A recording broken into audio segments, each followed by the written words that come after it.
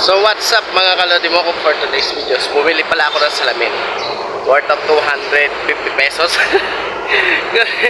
Nasisilaw talaga ako sa kalsada pagka naglalakad ako ng mainit. So ito, salamin ako. Sabi ng mga bata, hala, ang gwapo. Napala ko mga bata na to.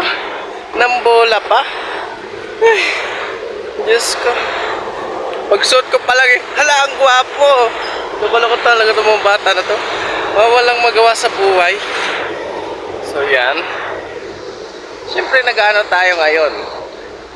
Iwas init din sa mata. Ako'y init na init sa mata ko. Nilalagnat na nga ako. Dumadagdag pa tong mata ko. Mainit. No? Kaya ang ginawa ko, bumili na lang ako ng salamin. Kaysa wala akong magawa sa mata ko na nainitan. Sabi ng mga bata, pag suot ko pa lang, hala, ang gwapo. Sabi ganun. Ano ang mga bata na to? So yun nga, mga malokong bata. Yan, bawi na tayo galing sa orientation natin. And syempre, need talaga natin magsalamin, lalo na yung ganitong araw. Mainit siya. So yun lang. See you to the next one.